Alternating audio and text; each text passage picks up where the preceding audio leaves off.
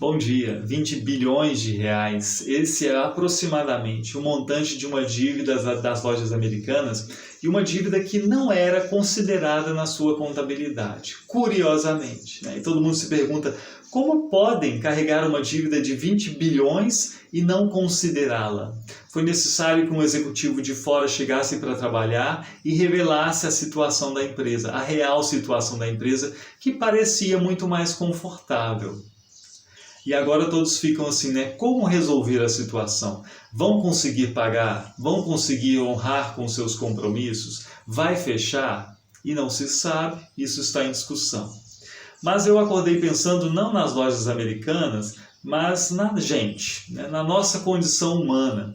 Me parece que a maior parte absoluta da humanidade carrega uma dívida gigantesca sem se dar conta disso. Toda a humanidade tem um rombo e vive como se nada, né? Como se estivesse tudo bem, porque faz uma avaliação muito errada da sua justiça, da sua dignidade, da sua condição existencial mesmo. Nós precisamos de alguém de fora também para revelar a nossa real situação. No caso das americanas, um executivo de fora precisou ir para trabalhar ali e perceber a situação e revelá-la. No nosso caso, precisamos da lei de Deus, que faz com que nós paremos de observar simplesmente a dívida alheia e observemos a nossa real situação. E consideremos, e então vamos descobrindo que nós temos também uma dívida impagável, uma dívida que é gigantesca. Mas o bom é que no nosso caso, nós não ficamos paralisados pensando assim, e agora como fazer? Como honrar com esse compromisso? Não, porque nós não ouvimos somente a lei de Deus, ouvimos também o Evangelho que diz, crê no Senhor Jesus e será salvo.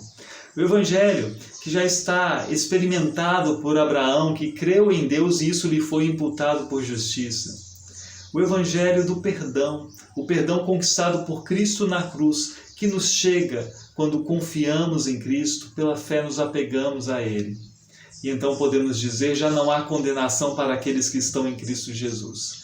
Nós não jogamos a nossa dívida para baixo do tapete, não escondemos a nossa dívida numa contabilidade equivocada ou fraudulenta. Nós simplesmente reconhecemos a necessidade que temos do perdão, que só nos vem por meio de Cristo Jesus. E então podemos viver.